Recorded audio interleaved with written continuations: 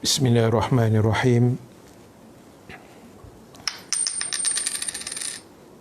Assalamualaikum warahmatullahi wabarakatuh. Al-Fatihah. A'udzubillahi minasyaitonirrajim. Bismillahirrahmanirrahim. Alhamdulillahi rabbil alamin.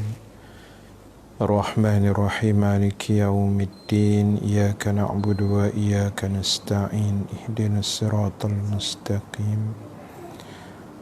Siratal ladzina an'amta 'alaihim ghairil maghdubi 'alaihim waladdallin. Amin. Alhamdulillahi rabbil alamin. Wassalatu wassalamu ala asyrafil anbiya'i wal mursalin Sayyidina Muhammad wa ala alihi wa sahbihi ajma'in. Subhanaka la ilma lana illa ma 'allamtana innaka antal alimul hakim. Allahumma salli wa sallim wa barik ala Sayyidina Muhammad wa ala alihi wa ashabihi ajma'in. Amma ba'du. Muslimin dan muslimat, para sahabat yang dirahmati Allah Subhanahu wa taala sekalian, alhamdulillah kita memanjatkan kesyukuran kepada Allah Subhanahu wa taala. Dengan keizinannya kita dapat sama-sama berhimpun pada malam yang penuh kemuliaan ini. Pada malam yang pertama dalam bulan Sya'ban pada tahun ini, mudah-mudahan bermakna kurang lebih sebulan lagi insya-Allah biiznillah kita akan menyambut Ramadan Al-Mubarak. Kita doakan mudah-mudahan Allah mengizinkan kita dapat berterawih bersama-sama di rumah Allah Subhanahu wa taala apabila sekatan perjalanan akan berakhir pada 14 April nanti insya-Allah. Amin ya rabbal alamin. Para sahabat yang dirahmati Allah sekalian, apa khabar semua? Mudah-mudahan semuanya berada dalam keadaan yang sihat walafiat di samping keluarga masing-masing. Sudah kurang lebih seminggu lah, lebih kurang 7-8 hari kita berada di rumah. Jadi Ustaz harap pintu peti ais tu masih berfungsi lah, ya. Jangan ada yang dah tercabut pula. Jadi apa pun, banyak hikmah dan pengajaran yang boleh kita ambil daripada apa yang berlaku sebenarnya pada hari ini insya-Allah. Baik, para sahabat yang dirahmati Allah Subhanahu wa taala sekalian, insya-Allah malam ni adalah siri yang ketiga. Saya ingin menyambung hadis yang saya telah bacakan pada semalam dan kemarin dalam kitab Mastika Hadis yang menceritakan tentang soalan yang diajukan oleh salah seorang sahabat Nabi sallallahu alaihi wasallam. Apabila Nabi kata, berhati-hatilah kamu, akan sampai satu saat satu masa dan juga ketikanya, Nabi kata, apa yang dipanggil sebagai akhir zaman. Akan sampai saatnya nanti apa yang disebut sebagai akhir zaman. Lalu sahabat bertanya, Saidina Umar bertanya kepada Nabi sallallahu alaihi wasallam. Saidina Ali bertanya kepada Nabi, mal makhraju minha ya Rasulullah?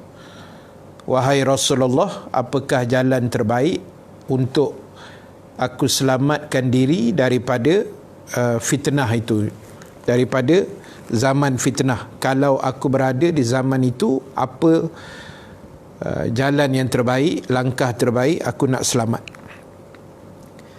Lalu dijawab oleh Nabi SAW, qala kitabullah. Nabi kata, hendaklah kamu berpegang teguh dengan kitab Allah, yakni Al-Quran. Nabi jawab pendek dan ringkas. Nabi kata nak selamat di zaman fitnah. Zaman fitnah ni maknanya zaman yang kelam kabut, zaman yang penuh kacau bilau, zaman yang orang tidak mementingkan agama dalam kehidupan, zaman orang berlumba-lumba mengejar dunia semata-mata, orang meminggirkan sunnah Nabi SAW, zaman ulama-ulama dihina, dicaci maki, zaman orang-orang zalim disanjung dan seumpamanya. Itu kita boleh istilah sebagai zaman fitnah. Bahasa mudah dia zaman kita lah tak? Itu bahasa mudah lah, zaman kita hari ni. Baik, so Nabi bagi satu bius yang terbaik, iaitu Nabi kata berpegang dengan Al-Quran. Dan saya dah menghuraikan 2 malam berturut-turut tentang apa itu Al-Quran berdasarkan hadis yang panjang ini. Dan insya-Allah para sahabat sekalian, pada malam ni saya nak sambung yang ketujuh. Yang ketujuh. Apa itu Al-Quran? Baik, yang ketujuh Nabi sebut wa huwa hablullahil matin. Al-Quran itu ialah tali Allah yang sangat kukuh. Al-Quran itu adalah tali Allah yang sangat kukuh. Tali ni apa? Tali ni benda yang mengikat lah, yang boleh mengikat kita dengan sesuatu. Jadi untuk kita mengikat diri kita dengan Allah, dalam erti kata dekat dengan Allah, berdamping dengan Allah, bercakap-cakap dengan Allah, walaupun tamsil atau misal, kalau kita nak bercakap-cakap dengan Allah, itu namanya solat. Itu solat. Kita solat ni macam kita bercakap dengan Allah. Ihdinas siratal mustaqim, kita minta jalan yang lurus, kita bercakap lah dalam solat kan. Yang kita tasbih, kita tahiyat, kita zikir, kita wirid dalam solat tu, seolah-olahnya kita bercakap dengan Allah Ta'ala. Dan kalau kita nak dengar cakap Allah, ulama kata bacalah Quran. Sebab Quran ni wahyu daripada Allah, disebut kalamullah, kalam Allah Subhanahu Wa Ta'ala. Maka kita nak dengar cakap Allah, nak dekat dengan Allah, nak menurut perintahnya, maka Al-Quran adalah penawar yang paling terbaik. Sebab itu Nabi sebut dalam hadis tadi, wa huwa hablullahil matin. Quran ini tali Allah yang paling kukuh, paling kuat. Tali Allah yang paling kuat, iaitu Quran. Jadi sebab itu sahabat yang dirahmati Allah Ta'ala sekalian, kita nak ikat diri kita dengan Allah, mestilah antara jalan terbaiknya melalui kitab Allah yang dipanggil Al-Quran, yang merupakan wahyu yang diturunkan Allah kepada Nabi kita Muhammad sallallahu alaihi wasallam. Sebab itu kita tengok mutaakhir ini, bila dah hampir 9-10 hari kita dikuarantinkan, dan kita dah belajar banyak benda sebenarnya dalam kehidupan ini. Selain ikhtiar yang kita buat, kebersihan, pakai mask, hand sanitizer, apa semua, maka kaedah yang terbaik adalah melalui wirid dan juga doa serta ayat-ayat Allah yang boleh kita amalkan. Kerana kita yakin dan percaya apa yang terjadi pada hari ini adalah segalanya ditentukan oleh Allah Subhanahu Wa Taala, dan dialah juga Tuhan yang sangat berkuasa, yang boleh melenyapkan virus COVID ini pada bila-bila masa lah. Dan dalam sehari dua ni pun Ustaz dapat juga beberapa perkhabaran yang tidak enak lah. Antaranya ada jamaah Masjid As-Sabirin AU4 Lembah Keramat yang meninggal dunia akibat jangkitan COVID-19 ini. Dia merupakan jamaah Masjid As-Sabirin di Lembah Keramat lah. Meninggal dia mangsa yang ke-16. Meninggalnya maghrib malam semalam. Dan pagi tadi pun Ustaz ada postkan tentang satu jamaah Haji Hasnan bin Hasan yang merupakan juga Bilal di surau Al-Kautsar, Wangsa Siaga. Wangsa Siaga ni dekat Wangsa Melawati lah, dekat Wangsa Melawati, area-area situlah. Dia merupakan Bilal dan dia disahkan positif COVID-19 dan sekarang di kuarantin di hospital lah. Jadi kita doakan mudah-mudahan segera sembuh, insya-Allah.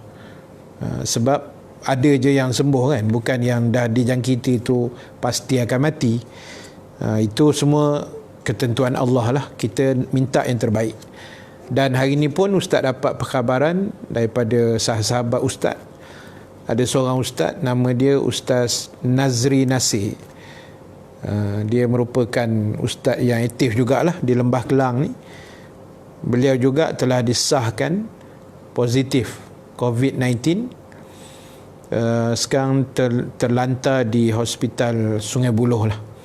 Jadi kita doakan juga untuk Al-Fadil Ustaz Nazri Nasir itu, mudah-mudahan tabah dengan ujian Allah dan mudah-mudahan segera sembuh lah, insya-Allah. Baik, balik pada cerita kita tadi. Nabi kata Quran ini ialah hablullahil matin, tali Allah yang sangat kuat. Jadi biasanya tali ni kita guna untuk ikat lah, tali kasut, tali apa-apa tali lah. Nak bagi kuat, jangan bagi putus. Macam kita main layang-layang, dia ada tali.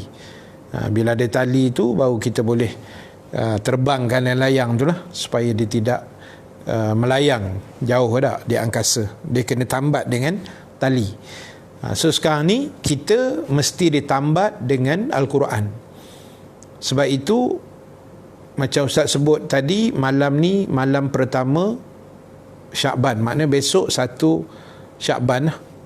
InsyaAllah kalau kita tengok dalam besok betul lah, besok 1 Syakban insyaAllah. So maknanya sebulan lagi kita nak cecah Ramadan. So inilah bulan yang terbaik. Kita nak menggandakan lagi pengabdian kita pada Allah melalui ayat-ayat Al-Quran yang saya dah hurai dalam siri kuliah dua hari lepas. Maknanya Quran ni kita belajar baca, dan kita baca, kita kalau boleh hafal, kalau boleh lah ada hafal surah-surah yang semua surah lah, kalau boleh 30 juz, kalau tak boleh juzuk 30 pun okey. Tak boleh sangat 3 kul lah. 3 kul tu kira hebat lah tu kan, boleh hafal kul huwallah, kul a'udzu birabbil falaq, kul a'udzu birabbin nas. Tapi apa pun jangan tinggal Quran. Dan sikitlah nak share pengalaman masa ustaz saya duduk di asrama dulu.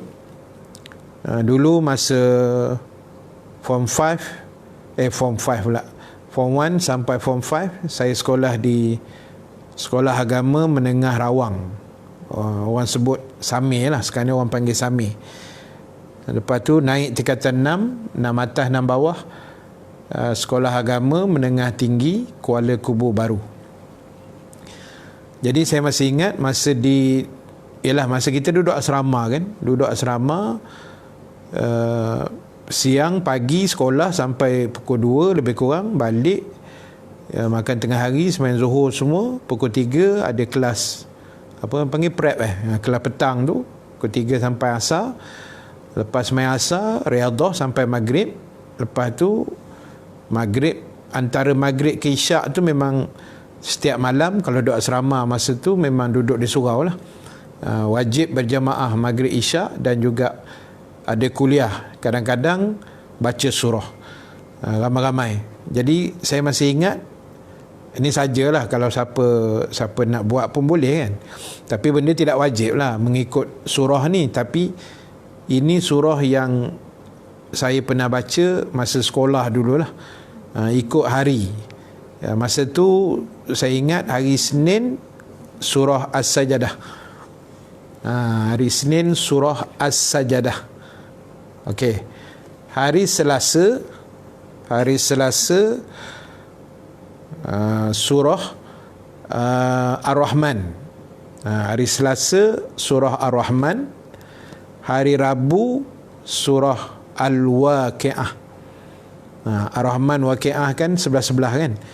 Hari Selasa Ar-Rahman, hari Rabu Al-Waqi'ah, hari Khamis macam biasalah Yasin, hari Jumaat surah Al-Jin, hari Sabtu Al-Muluk, hari Ahad surah Al-Fath.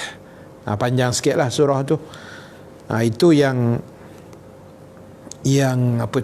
kami baca ikut hari lah, masa di sekolah dululah. Ini zaman sekolah.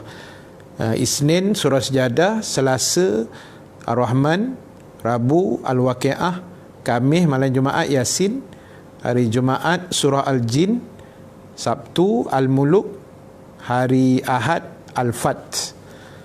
Itu surah dia. Jadi maknanya kita jangan berenggang lah kan, dengan Quran ni kena baca. Kalau boleh tiap-tiap hari lah, kalau boleh. Faqra'u ma tayassara minal Quran. Kalau boleh kita baca. Allah sebut apa yang mudah daripada Al-Quran. Baik, itu nombor 7. Yang ke-8. Yang ke-8, Nabi kata wa huwa zikrul hakim. Al-Quran itu adalah zikir. Zikrun, peringatan. Orang Melayu panggil zikir. Zikir ni peringatan. Al-Hakim, daripada Tuhan yang maha bijaksana. Quran ini Nabi kata dia sebagai zikrul hakim, sebagai peringatan daripada Tuhan yang maha bijaksana. Daripada Tuhan yang maha bijaksana. Baik, cuba kita tengok begini. Sebab itu dalam Quran, ialah ini untung kalau orang yang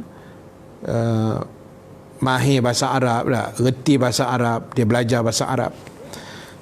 Saya boleh sikit-sikit je lah, boleh lah sikit-sikit bahasa Arab, dulu mengaji Mesir kan, boleh lah sikit-sikit setakat nak bergaduh dengan orang Arab tu. Bergaduh dengan Arab tu okey lah. Nak tengkar-tengkar dengan untuk Arab, okey, tak ada masalah. Itu kecil punya hal kan, kita belasah je. Jadi apa tadi, bahasa Arab lah. Quran ni kita kena, kalau kita reti bahasa Arab tu, tu nampak kemas sikit lah. Baik, bila kita baca Quran, kemudian kita tengok dia punya makna, kisah-kisah, itu sebenarnya semua memberi pengajaran, memberi iktibar, memberi panduan boleh kita jadikan satu, apa dia panggil, guideline dalam hidup. Saya ambil satu contoh. Sama ada kita perasan atau tidak. Perasan atau tidak. Bila kita terkurung ni, terkurung dah hampir seminggu lebih, lepas tu bertambah pula lagi 2 minggu kan, jadi 3 minggu lah lebih kurang. 3 minggu apa? Sebulan. Tambah lagi 2 minggu, sepatutnya 31 hari bulan. Extend lagi 14 hari pula selepas itu, padan dengan muka kita lah. Degil sangat lah. Sebahagian lah, bukan semua. Segelintir yang degil, merayau-rayau tak tentu arah ni, padan dengan muka, kena PKP lagi 14 hari tambah. Maknanya genap sebulan lah kita bertapa dalam rumah. Jadi macam ni, saya nak bagi contoh macam ni. Cuba kita ambil bila berlakunya satu peristiwa, kisah Ashabul Kahfi. Ashabul Kahfi ni cerita yang masyhur dalam Quran, yang mengisahkan 7 orang pemuda. Itu riwayat yang kuat lah. Ada yang kata 7, 6 kan. Itu perbezaan jumlah tu tak ada apalah. Cuma kisahnya yang berlaku, kisah pemuda-pemuda yang beriman. Yang beriman, kemudian pada masa itu raja yang zalim memerintah dan dia nak bunuh siapa yang mengaku Islam, yang beriman pada masa itu. Akhirnya mereka sembunyikan diri dalam gua, lindungkan diri, berlindung dalam gua. Yang di luarnya pada masa itu berlakunya musibah. Apa musibahnya? Musibahnya ialah raja yang zalim. Jadi konsep yang kita buat ni samalah.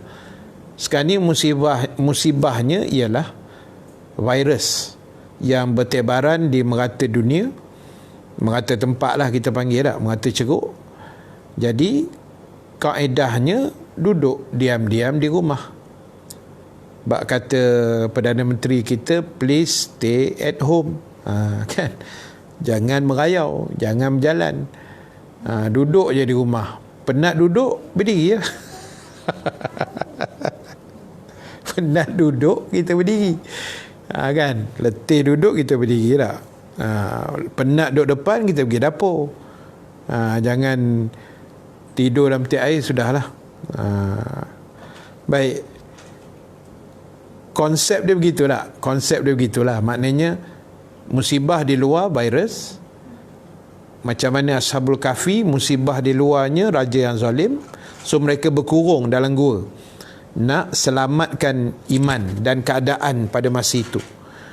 Jadi apa yang kita buat ni sebenarnya agama yang suruh, hanya diarahkan melalui pihak pemerintah. Stay at home, itu ceritanya. Maknanya kurang lebih kita berkurung ni sebulan lah. So itu satu. Kemudian bila kita baca kisah Ashabul Kahfi ni, bila mereka ditidurkan Allah, tapi kita tak adalah tidur sampai 300 tahun tu. Mereka ditidurkan selama 309 tahun. Allahu Akbar. Ini saya nak sebut, Quran ini peringatan yang hebat daripada Allah. Mereka ditidurkan 309 tahun. 309 tahun. Oi, lama bang. Kita kena kurung ni pun tidur sampai tak larat lah. Tidur berapa jam, jaga, mentek darah, lepas tu tidur balik, bangkit semayang, lepas tu tengok TV ke apa, baca Quran sikit, tidur. Itulah kerja lah. Sampai orang kata dah tak larat nak tidur lah. Dah tak larat nak tidur kan. Bayangkan Ashabul Kahfi 309 tahun dia tidur. Akhirnya Allah jagakan mereka, dan bila jaga lapar. Mana tak lapar, 300 tahun tak makan tuan-tuan. Kita baru 6 jam tak makan, tercabut pintu peti ais. Yang kita tengok viral-viral tu kan. Allahu Akbar. Jadi tuan-tuan, akhirnya bila jaga daripada tidur, mereka hanya mengarahkan seorang saja. Nampak tak? Ini konsepnya. Seorang saja ambil duit, pergi kedai, beli makanan. Ini yang, yalah, benda ibrah Quran kan, berbetulan sama. Itu saya cerita. Ini yang kerajaan kata ketua keluarga saja yang boleh keluar nak beli barang ke apa tak. Seorang saja mewakili keluarga, biasanya orang lelaki lah, suami lah, begitu tak, sebagai ketua keluarga. Benda ni yang Ashabul Kahfi buat. Dalam 7 orang tu bukan 7-7 pergi keluar pergi kedai, tak. Sebab mereka tahu ada bahana di luar, ada benda tak elok tak. Sebab mereka rasa mereka baru tidur 1 malam. Walhal dah 309 tahun kan, rambut, janggut, misai semua dah panjang, kuku pun dah panjang. Mereka tak perasan. Allah rehatkan mereka. Itu hadiah Allah bagi sebab mereka jaga iman. Jadi bila dah jaga, lapar, bukan 7-7 pergi kedai, seorang saja. Dia hantar seorang je wakil pergi sebagai ketua lah, kita anggap macam tu, pergi beli barang, carilah makanan di luar sana kan, di luar gua. Jadi sahabat sekalian, ini yang kerajaan suruh kita buat. Kalau tak ada urusan, tak payah keluar tak. Keluar ni memang cari penyakit, tak payah keluar, duduk je diam-diam dalam rumah. Dalam rumah dah komplit kan, bini ada, tengok muka bini dapat pahala, muka anak dapat pahala tak. Buku pun ada, Quran pun ada.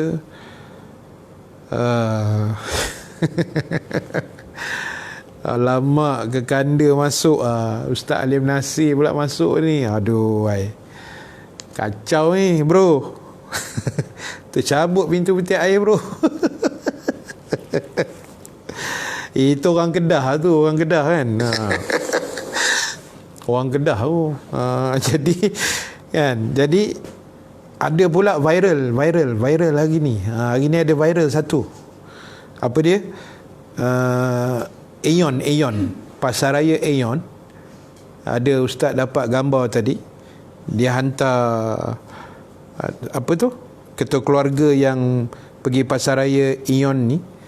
Ada pula pekerja-pekerja Aeon, perempuan, boleh tolong bantu pula cari-cari barang. Aduh, bahaya betul.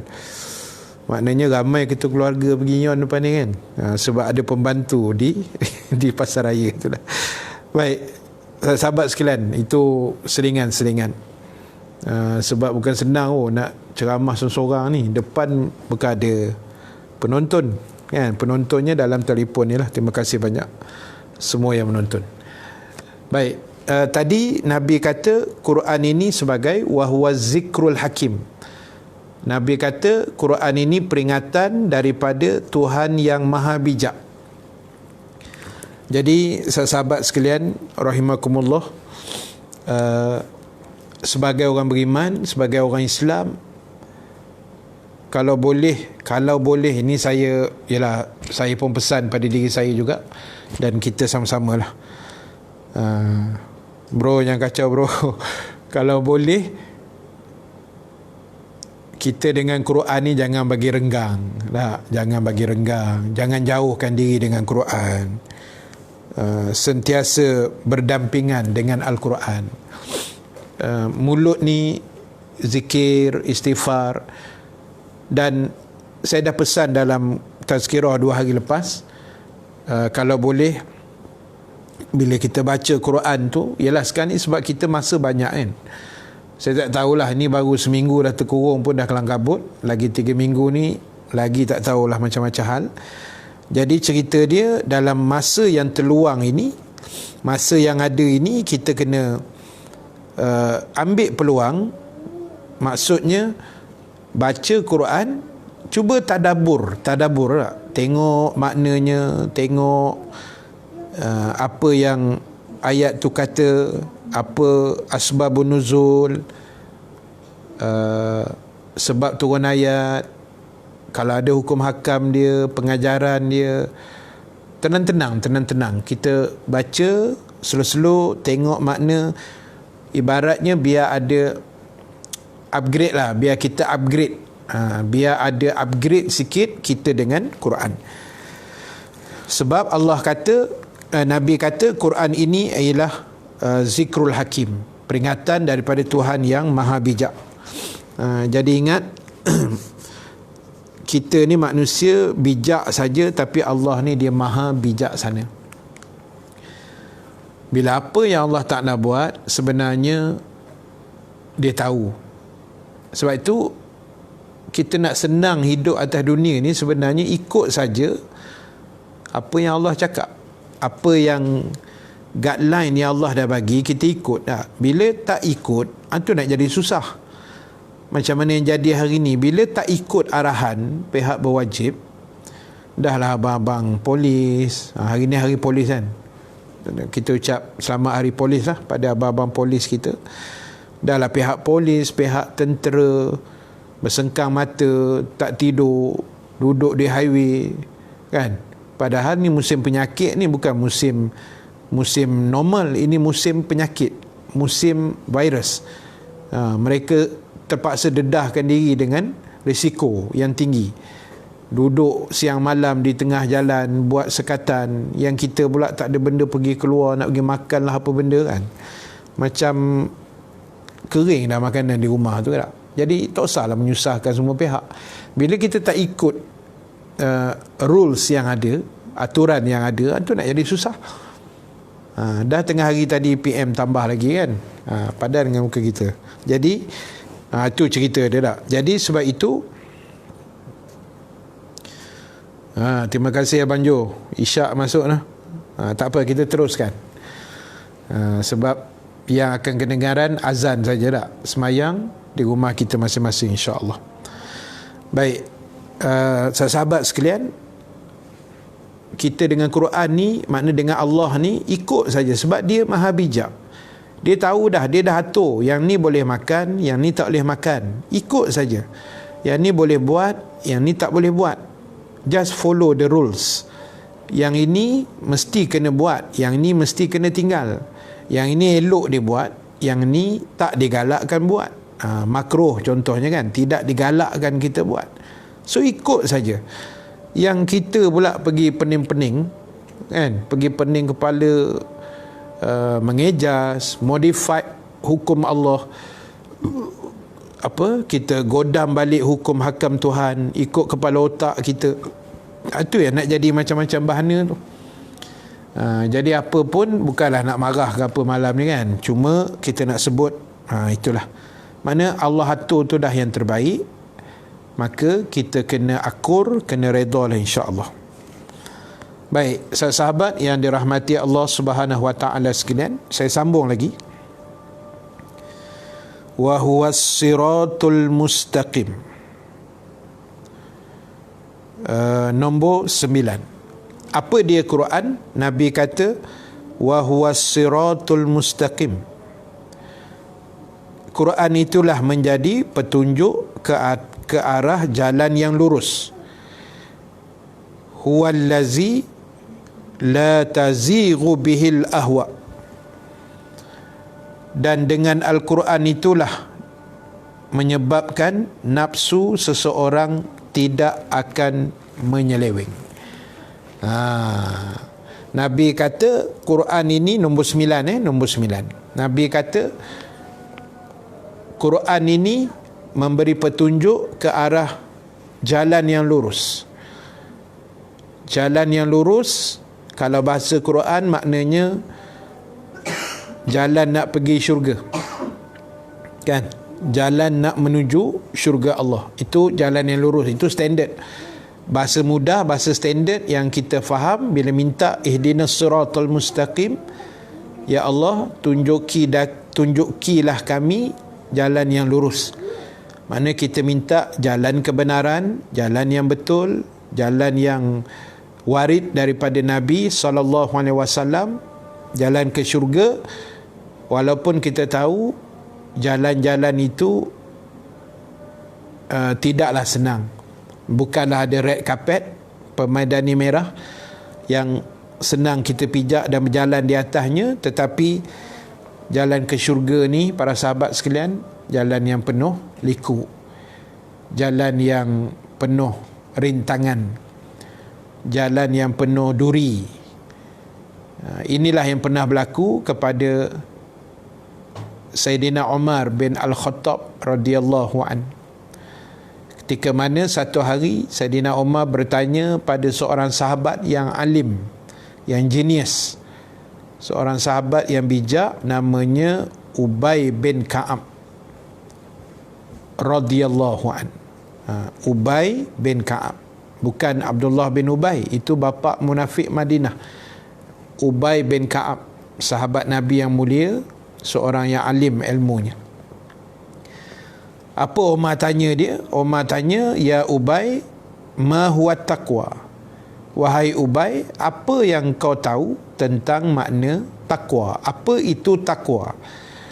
Sayyidina Umar tanya pada Ubay bin Ka'ab. Lalu Ubay jawab, wahai Umar, pernah tak kamu berjalan di kawasan yang berduri dan berbatu? Tengok hebatnya Ubay kan. Soalan dijawab dengan soalan. Biasa orang tanya soalan tu kau bagi jawapan tak? Tak. Ini soalan dijawab dengan jawapan. Soalan dijawab dengan soalan. Itu hebatnya. Thank you bro. Betul lah tu. Hadis muka surat 217. Mestikah hadis. Baik. Apa tadi? Ubay bin Ka'ab. Bila Umar tanya, dia jawab, pernah tak kamu berjalan di kawasan yang berduri atau berbatu tajam? Lalu Umar jawab, pernah. Lalu Ubay tanya lagi, kalau kamu berjalan di kawasan itu berduri, berbatu tajam, ada paku, ada besi, apa yang kamu buat bila berjalan di kawasan itu? Lalu Sayyidina Umar radhiyallahu anhu menjawab, sudah barang pastilah aku akan lebih berhati-hati supaya tidak terpijak paku besi tadi. Bila jalan di kawasan batu-batu tajam ni, aku kena hati-hatilah supaya jangan terpijak. Maka Sayyidina Ubay bin Ka'ab jawab, itulah dia takwa. Jadi hebatnya Sayyidina Ubay bin Ka'ab. Maknanya apa tuan-tuan, sahabat sekalian? Itulah kehidupan kita, kena berhati-hati. Berhati-hati bila nak bercakap. Kalau zaman hari ni berhati-hati nak menulis, nak post sesuatu, posting dalam Facebook ke apa kan, Instagram ke apa, dalam WhatsApp group. Berhati-hati dalam bercakap, berhati-hati dalam makan minum, berhati-hati memilih pekerjaan, berhati-hati dalam sumber pencarian rezeki, berhati-hati dalam melakukan ibadah. Sebab ibadah ni pun kita kena go through berdasarkan apa yang Rasulullah ajar, apa yang Islam benarkan. Itu yang paling cantik, yang paling terbaik sekali lah. Itu yang kita kena ikut. Sebab itu nombor 9 tadi, dia kalau ikut dalam kitab tu tak ada nombor sebenarnya, tapi memang saya tulis nombor lah, senang nak pecahkan. Quran ialah memberi petunjuk kepada jalan yang lurus, dan dialah yang menjadi nafsu seorang itu tak akan menyeleweng.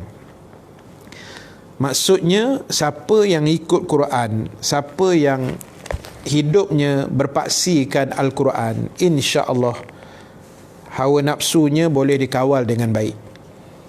Sebab kelaziman hawa nafsu ni macam mana Allah sebut dalam Quran, a'udzubillahi minasyaitonirrajim, innan nafsa la ammaratum bisu. Sesungguhnya hawa nafsu itu selalu mengajak pelakunya ke arah benda yang tak baik. Itu nafsu lazim ni kita kait dengan benda tak elok lah. Jadi orang yang ikut Quran, yang faham Quran, memahami Quran, mengambil peraturan Quran, yang mengambil iktibar daripada ayat-ayat Allah, insya-Allah nafsunya tak akan terseleweng. Ini siapa sebut? Bukan saya sebut. Ini Rasulullah yang jamin berdasarkan hadis Sayyidina Ali itulah. Jadi tugas kita nak kawal nafsu, kena rajin tengok Quran, kena rajin baca Quran, kena rajin tadabbur Al-Quran. Ini tambah lagi sebulan kita nak Ramadan, insya-Allah. Ini boleh kita jadikan hari-hari kita berlatih untuk melancarkan lagi pembacaan Quran dan peringkat-peringkat yang seterusnya. Sebab nafsu ni dia satu benda yang ulama kata dia tak pernah puas. Kan, nafsu ni dia tak pernah puas. Ibarat kata ulama, kita ambil satu jug bekas air lah, mak ke cawan atau jug, tapi di bawah jug tu bocor, ada lubang bocor sikit. Jadi kita ambil air, tuanglah banyak mana dalam jug tu, air takkan penuh dah, sebab ada bocor di bawah, so air tu akan mengalir. So air dalam jug tu tak pernah penuh, tak akan penuh. So macam itulah ulama kata nafsu. Kita buat kot mana pun benda jahat, dia tak akan puas, tak akan puas. Itu nafsu lah. Hari ni mencuri duit, apa kita kata, duit tabung surau, contoh lah, dapatlah 100-200, tak puas hati. Lepas tu rompak rumah orang pula, nafsu kan. Rompak dapat 500, tak puas hati ke. Rompak bank tak kira lah, bank ke bank Islam pergi rompak, dapat 2-3 ribu, tak puas hati ke. Dah kali rompak bank negara kan, bapak segala bank dia pergi rompak. Pasal nafsu lah, nafsu tak pernah puas. Kita buat apa pun dia tetap macam tu lah kan. Ada je tak puas hati dia kan. Bila pihak berwajib dah bagi dah bantuan-bantuan, tak puas hati ke. Semalam dah diumumkan pasal mereka-mereka yang ada loan kereta atau rumah, bermula 1 April ni secara automatik akan bertenang lah dalam tempoh 6 bulan kan. Semua bank akan bagi 6 bulan, insya-Allah. Lega lah sikit lah, sebab kita income pun tersangkut, terutama yang income harian, macam peniaga-peniaga yang tutup kedai kan, macam kami ustaz yang income harian ni memang sangkut lah sikit kan. Tapi tak apalah, insya-Allah ada rezeki Allah bagi, kita yakin. Cuma yang kita nak sebutkan tadi ialah keyakinan kita tu pada Allah Ta'ala, supaya nafsu tu kita boleh kawal. Sebab nafsu ni dia selalu memang tak puas hati situ. Kerajaan kata bermula 1 April boleh bawa keluar duit keluar SP akaun 2, sebulan RM500 selama setahun. Oh, bising-bising, oh apa itu duit kami juga. Memanglah duit kita kan, sebab kerajaan pun tak pernah ada duit kan. Kerajaan pun banyak benda nak dipikirnya. Jadi benda tu pun bukan wajib. Siapa yang rasa nak bawa keluar, tak mau bawa keluar, sudah kan. Yang kita bising-bising buat apa. Tuan-tuan, bukan senang jadi kerajaan tu, jangan buat main. Tambah pula tengah gawat macam-macam ni kan. Jadi sebab itu apa pun kita pegang Quran baik-baik, supaya nafsu kita ni tak akan tersasar ataupun tak akan terseleweng daripada jalan yang sepatutnya. Sebab apa sahabat-sahabat sekalian? Sebab nafsu memang macam tu kan? Walaupun kalau kita baca dalam kitab Ihya Ulumuddin atau Bimbingan Mukminin Imam Ghazali, dia ada menyenaraikan 7 tingkatan nafsu kan. Macam-macam lah, ada nafsu yang baik, ada nafsu yang jahat. Jadi apa pun kita kawal nafsu kita, ingat apa yang ada syukur pada Allah. Macam mana yang kita ada hari ni, alhamdulillah, syukur. Kalau kita tengok orang lain lagi susah, orang-orang lain lagi banyak kerjanya daripada kita, kita ni rakyat, orang awam, hanya diminta duduk saja di rumah, tak payah keluar, duduk saja, biar yang lain buat kerja di luar kan. Kalau kita tengok frontliner kita, doktor-doktor, pakar, jururawat, medik, Bayangkan tuan-tuan, mereka bekerja sampai 18 jam sehari, tak tentu arah makan minumnya di mana, solatnya kan, mentalnya lagi, ujian-ujian lagi, mereka terdedah kepada COVID-19 juga sebab mereka merawat pesakit itu. Tadi pun saya ada baca dalam Facebook, kakak lah, saya pangkat kakak lah, kakak Nolia Nain, Kak Lia saya panggil dia. Kak Lia ni dulu masa tahun 95, lama dah, tahun 95, saya balik daripada Mesir sekejap, balik cuti, lepas tu saya jadi guru sandaran di Sekolah Kebangsaan Gombak Utara. Saya kenal dengan Kak Lia ni lah, sampai hari ni pun masih friend dalam Facebook. Tadi saya ada terbaca adik dia bekerja di Hospital Teluk Intan, disahkan positif COVID-19. Sekarang di Hospital Teluk Intan kan, sebab yalah terdedah kan, risikonya tinggi. Jadi bayangkan, kita ni sudah duduk rumah pun tak mau, dengan serba-serbinya lengkap, TV-nya ada, Astro-nya mungkin ada, aircon-nya ada, kipasnya ada, makanannya ada, anak bini semua ada di rumah, internetnya ada, lengkap semua. Itu pun bersungut kan, tidak bersyukur. Jadi payahlah, sebab Allah hantar virus ni, sebenarnya Allah nak tarbiyah kita kan. Allah nak ingatkan kita belajar bersabar, belajar redha, belajar bersyukur. Kita tengok orang lain lagi susah kan, tambah pula mereka yang diserang dengan penyakit ini, terlantar seorang-seorang di hospital. Jadi yalah, kita doa yang baik-baik insya-Allah, sebab tak ada siapa pun nak sakit tu datang. Tapi kalau Allah dah takdirkan begitu, apa yang kita mampu buat selain ikhtiar dan berdoa lah yang terbaik insya-Allah. Baik, para sahabat yang dirahmati Allah Subhanahu Wa Taala sekalian, saya rasa saya akan berhenti setakat tu dulu, nombor 9 tadi.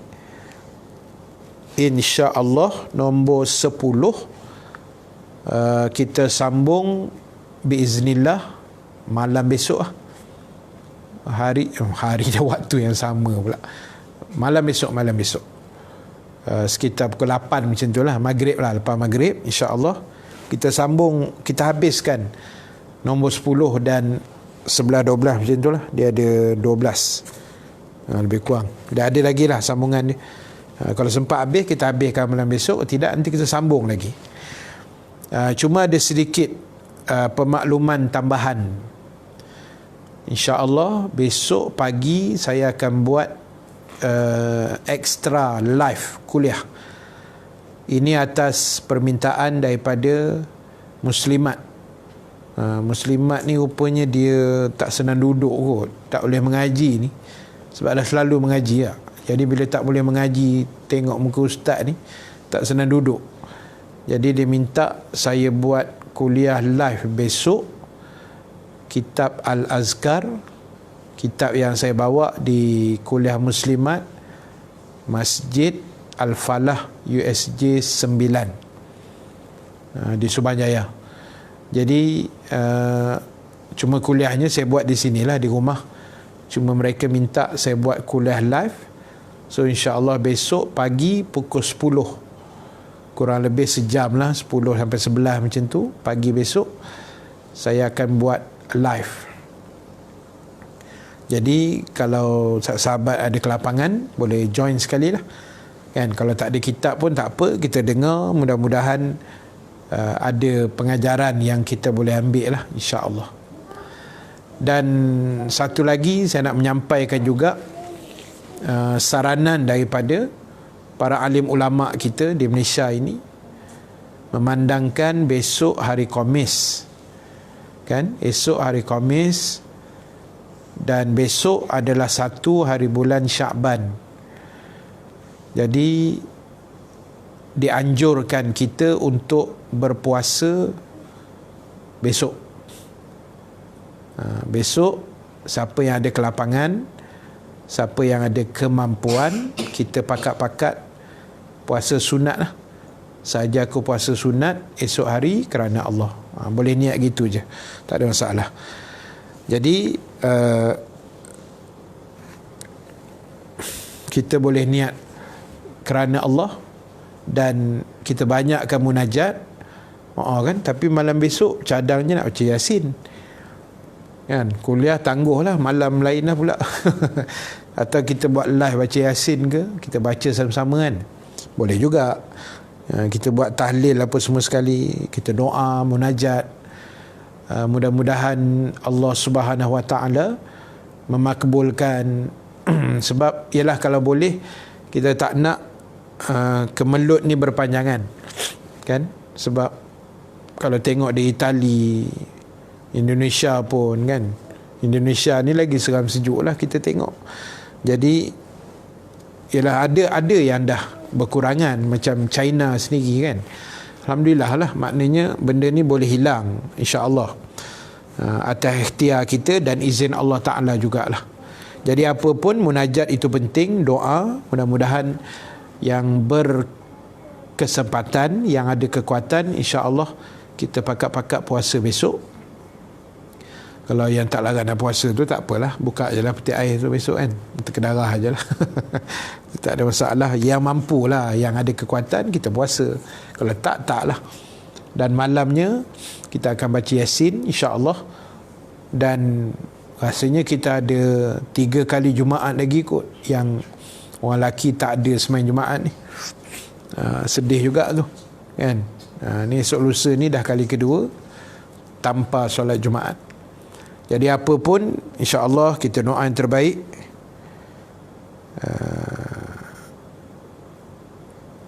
InsyaAllah Aziz Smart Koko, InsyaAllah kita akan cubalah malam besok kita buat live baca Yasin, doa selamat semualah, tuan-tuan boleh aminkan atau boleh baca sekali. InsyaAllah kita akan buat malam besok, InsyaAllah. Amin ya Rabbal Alamin. Jadi sekali lagi terima kasih pada semua. Terima kasih juga kekanda saya Ustaz Alim Nasir, yang sama juga malam ni. Saya tunggu live dia tak buat pula. Dia pula tengok kita punya live, kan. Tak apalah, kita share ilmu sama-sama insya-Allah. Terima kasih pada semua yang menonton, yang baik, yang benar daripada Allah, yang kurang kelemahan diri saya sendiri. Terima kasih sekali lagi pada semua sahabat yang menonton malam ini. Terima kasih banyak atas kesabaran kalian semua menunggu sehingga tamat siaran kita pada malam ini. Mudah-mudahan ada barakahnya pertemuan kita, dan kita teruskan berdoa lah. Minta Allah beri kekuatan khususnya pada Barisan Harapan Negara kita, pihak KKM, staf-stafnya, menteri-menterinya, dan juga polis dan tentera lah yang mengawal segala-galanya. Mudah-mudahan dipermudahkan Allah Subhanahu Wa Taala. Dan kita doakan juga, terima kasih juga sahabat yang menonton daripada Singapura, kan. Ada beberapa sahabat yang saya kenali lah, yang daripada Singapura ni, yang rajin menonton. Terima kasih banyak. Kita doakan juga untuk warga Singapura, mudah-mudahan semuanya selamatlah insya-Allah. Dan kita doa pada sahabat kita yang mungkin atau saudara mara kita yang ada terkena jangkitan COVID-19 ini, yang positif, mudah-mudahan dipulihkan oleh Allah dengan kadar yang paling segera. Ialah itu yang kita mampulah insya-Allah. Kita doa yang baik-baik. Terima kasih banyak. Yang baik, yang benar daripada Allah, yang kurang kelemahan diri saya sendiri. Kita tangguhkan dulu majlis kita dengan tasbih kafarah, suratul As, dan bacaan doa. Subhanakallahumma wa bihamdika, nashhadu an la ilaha illa anta, nastaghfiruka wa natubu ilaik. Bismillahirrahmanirrahim. Wal asri innal insana lafi khusr illa allazina amanu wa amilus salihat wa tawasaw bil haqq wa tawasaw bis sabr. A'udzu billahi minasyaitonir rajim. Bismillahirrahmanirrahim. Alhamdulillahi Rabbil Alamin. Wassalatu wassalamu ala ashrafil anbiya'i wal mursalin Sayyidina Muhammadin wa ala alihi wa sahbihi ajma'in. Allahumma ja'al jam'ana haza jam'an marhuma wa tafarruqana min ba'dihi tafarruqan ma'suma wa la taj'alillahumma fina شقيا ولا محروما ولا مترودا اللهم ذكرنا ما نسينا وعلمنا ما جهلنا يا أرحم الراحمين اللهم إنا نسألك العافية اللهم إنا نسألك العافية في الدين والدنيا والآخرة اللهم لا تدع لنا في مقامنا اليوم ذنبا إلا غفرته ولا هما إلا فرجته ولا دينا إلا قضيته ولا مريضا إلا شفيته ولا مريضا إلا شفيته. Ya Allah, tidak adalah mereka yang sakit ya Allah, melainkan Kau berikan kesembuhan pada mereka ya Allah, khususnya yang positif COVID-19 itu ya Allah. Wala mayyitan illa rahimtah, dan tidak adalah mereka yang telah meninggal dunia ya Allah, melainkan Engkau rahmati mereka, terutamanya pada kedua ibu bapa kami dan mertua kami ya Allah. Wala hamman illa farajtah wala mazluman illa nasartah, dan tidak adalah mereka yang dizalimi ya Allah, melainkan Kau bantulah mereka dengan sebaik-baiknya ya Allah. Wala hajatan min hawaijid dunya wal akhirah illa qadaitaha wa yassirtaha ya rabbal alamin. Dan tidak adalah hajat-hajat kami di atas muka bumi ini ya Allah, sama ada hajat dunia kami maupun hajat kami di akhirat nanti ya Allah, melainkan Engkau permudah dan Engkau makbulkan, serta Engkau tunjukkan jalan kebaikannya kepada kami ya Allah. Rabbana alaika tawakkalna wa ilaika anabna wa ilaikal masir. Rabbana atina fid dunya hasanah wa fil akhirati hasanatan wa qina azaban nar. Wa sallallahu ala sayyidina Muhammad wa ala alihi wa sahbihi ajma'in. Walhamdulillahi rabbil alamin. Assalamualaikum warahmatullahi wabarakatuh.